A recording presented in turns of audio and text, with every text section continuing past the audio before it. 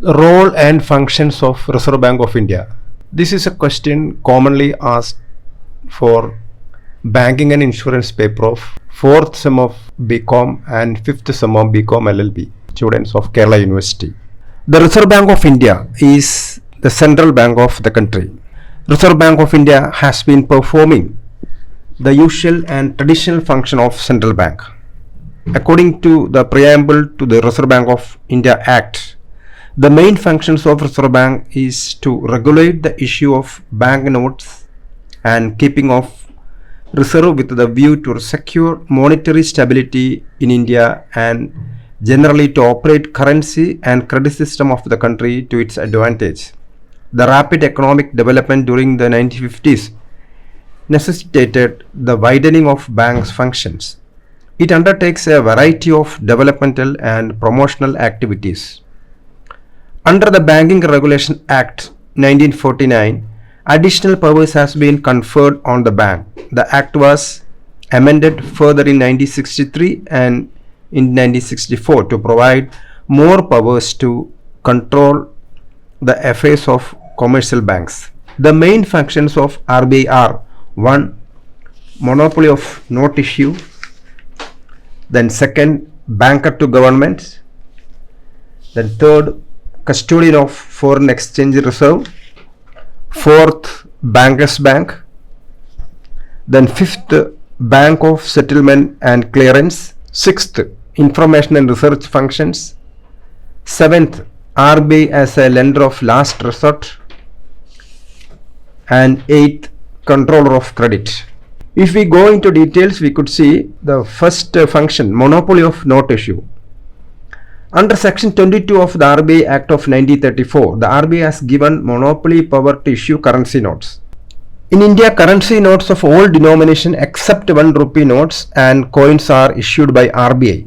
1 rupee notes and coins are issued by Government of India. It also takes action to control the circulation of fake currency. The function of note issue is maintained through 2 departments, mainly 1, issue department and 2nd, banking department. The issue department holds asset against which the currency can be issued. The issue of currency into circulation and withdrawal from circulation are regulated by banking department.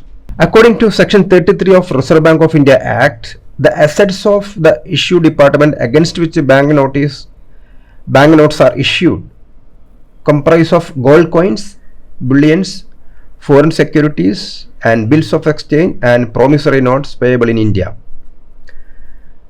The next point, methods of note issue. A. Proportional reserve system.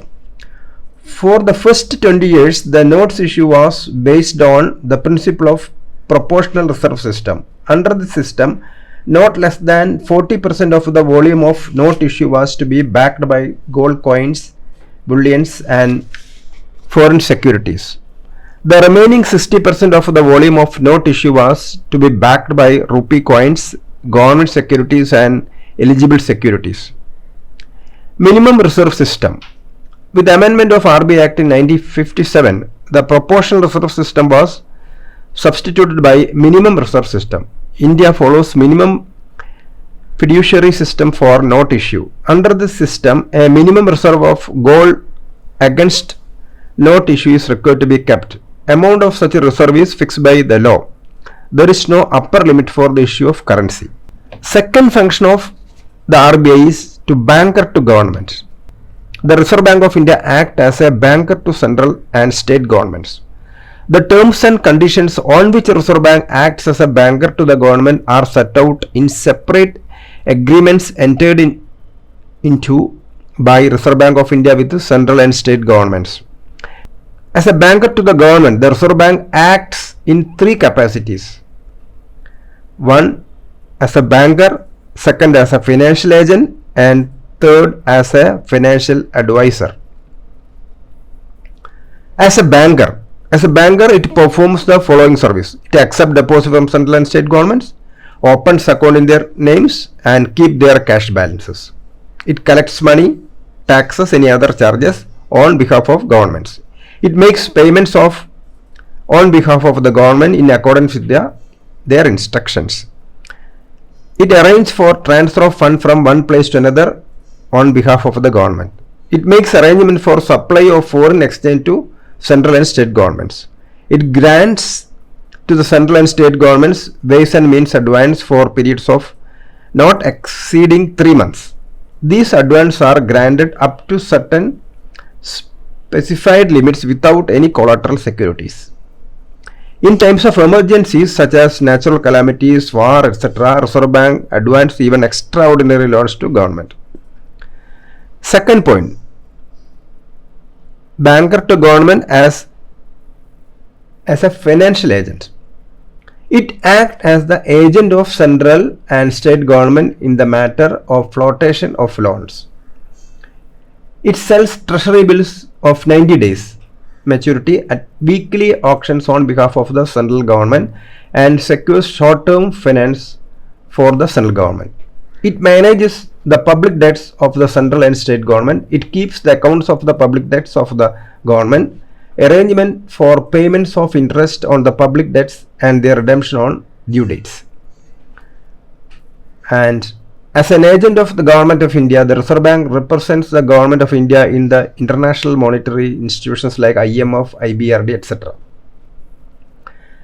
As a financial advisor, the third function, it advises the central and state governments on all financial and economic matters such as floating of loans, agricultural and industrial finance, financial aspect of the planning, banking legislation, etc. It also gives advice to government on matters of international finance. Through the Research and Statistics Department, it collects information about the current economic and financial development in India and abroad and keeps the government informed of this development periodically. And ways and means of advances. Section 17(5) of the Reserve Bank of India Act authorizes the RBI to make ways and means of advances to central and state government. These advances are repayable not later than 3 months from the date of issue and granted without any collateral securities. Besides, special ways and means advances are sanctioned to state governments against the central government securities. And third function of the RBI, custodian of foreign exchange reserve. In India, RBI is acting as a custodian of foreign exchange reserve.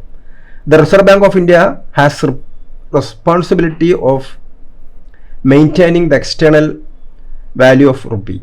For this purpose, the bank holds most of the nation's foreign exchange reserve. Section 40 of the Reserve Bank of India Act imposes statutory obligation on the bank to deal with the foreign exchange. The Reserve Bank acts as an agent of the government in respect of Indian membership of IMF. It has to maintain fixed exchange rate with all other members of the countries of IMF. Besides maintaining the rate of exchange of rupees, bank also administers the exchange control. It is the custodian of Indian Reserve of international currencies. Then fourth function, Bankers Bank. RBI is acting as a banker to commercial banks and other financial institutions working in India. The Reserve Bank of India has the responsibility for developing an adequate and sound banking system for catering to the needs of trade, commerce, industry and agriculture. Under Reserve Bank of India Act 1934 and Banking Regulation Act 1949, the bank has been vested with the extensive powers of supervision and control over commercial and cooperative banks. The powers and responsibilities of bank were enlarged by subsequent amendment to the Act. The Reserve Bank of India regulatory functions cover the establishment of banks, branch expansion, liquidity of their assets, management and method of working, amalgamation, reconstruction and liquidation. All the commercial banks in India are required to open accounts with RBI. Every bank wishing to commence banking business in India must obtain license from the Reserve Bank of India in terms of Section 22 of the Banking Regulation Act. Banks are also required to obtain permission for opening new branches. Under Section 35 of the Banking Regulation Act, the bank can at any time inspect books and accounts of any bank. In certain cases, the bank also deputes its officers to watch the working of banks by periodical visits and by attendance of the meeting of the board. And the fifth function of the RBI, bank of settlement and clearance. As the Reserve Bank keeps the cash balance of all commercial banks, it is easy for the bank to act as settlement bank or clearing house for other banks. The members banks can adjust their claims against each other in the books of Reserve Bank of India without paying or receiving cash. The absence of Reserve Bank of India, each bank has to enter into separate clearance and settlement transaction with other banks individually. Reserve Bank of India manages clearing houses in Mumbai, Chennai, Kolkata and in other important cities. Then sixth function, information and research function. Reserve Bank of India undertakes collection and dissemination of information and conducts research in the field. The bank issues several periodical publications which attempts to explain and assess the significance of economic and fiscal developments in the country. And seventh function is RBI as a lender of last resort. As a lender of last resort, RBI provides financial accommodation to commercial banks in times of financial crisis. But this accommodation from RBI to commercial bank is not available as a matter of course. It's available only on the fulfillment of certain conditions. Then what are the conditions? 1. Accommodation will be available only when commercial bank is not able to raise funds from other resources. Financial assistance will be granted only if general conditions of commercial bank concerned is good. Accommodation will be available only if affairs of the commercial banks are conducted in a satisfactory manner. Financial assistance is given to commercial banks by RBI either by rediscounting the eligible bill of exchange or by granting loans against approved securities. And the last function, eighth function, controller of credit. Controller of credit is one of the most important functions of RBI. RBI performs this task with the twin objectives of checking inflation and providing sufficient credit for the economic development of country. The various methods employed to RBI to control credit creation of power commercial banks can be classified into two groups: quantitative credit controls and qualitative or selective credit controls. Quantitative controls are designed to regulate the volume of credit created by the banking system. Qualitative measures are designed to regulate the flow of credit in specific use.